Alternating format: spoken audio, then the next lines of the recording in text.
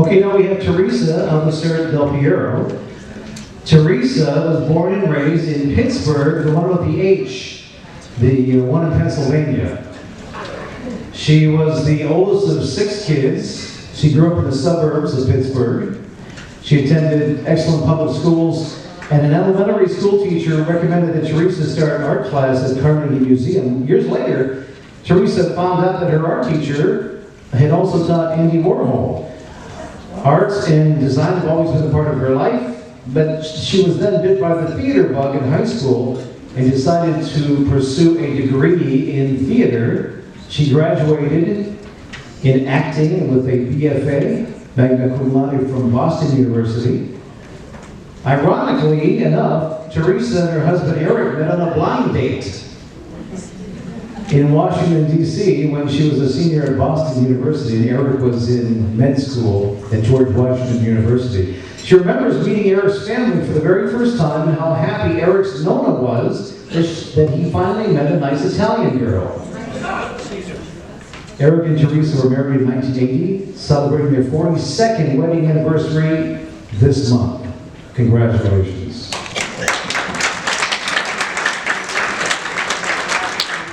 They moved to Monterey in 1985 to open up his practice. Teresa manages the medical practice. They have worked as a team on many projects over the years.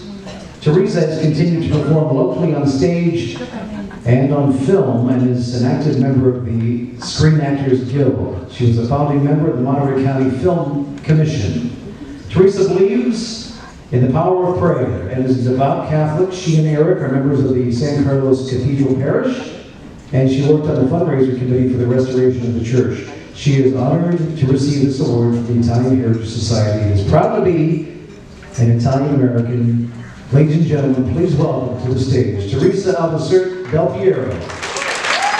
And thank you, David, for your introduction. And again, congratulations to the fellow honorees.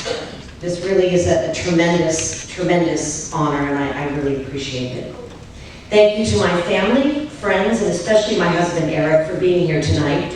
And as you heard, we just celebrated our 42nd anniversary on Tuesday and had a lovely dinner at the Sardine Factory. Many of you know me as a medical office manager, an actress, and an arts advocate. Tonight, I am an Italian-American. I am sure that many of you have been watching Stanley Tucci's Searching for Italy on CNN.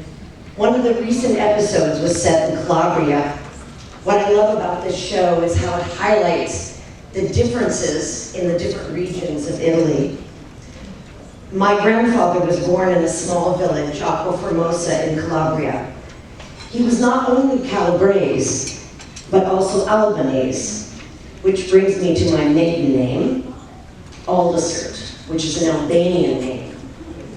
My grandfather was Giovanni Sensasti Aldisert, and he spoke only Albanian until he went to school in Italy, where he learned Italian. My uncle always said that his Italian was more scholarly because he didn't have the regional Italian that he would have learned had he learned it as a young boy.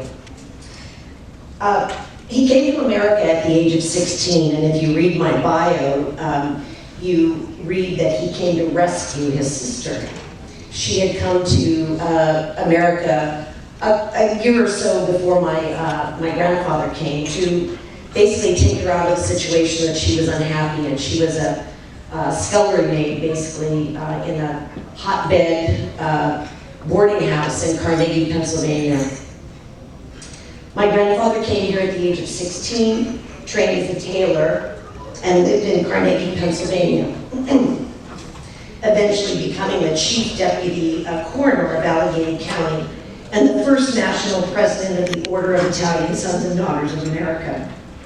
I'm lucky, excuse me, that his son, my uncle Ruggiero, wrote a memoir and really set in words the history of our family, and I really appreciate the fact that that's there for me to look at. I was 10 years old when my grandfather died, but his contributions to the community and his Italian heritage have always been an inspiration to me to make our community better. I don't have a long speech, and I think you all want to kind of move things along. But in closing, I just want to say, please support the arts. They're important. Most of my nonprofit work has been in the arts community.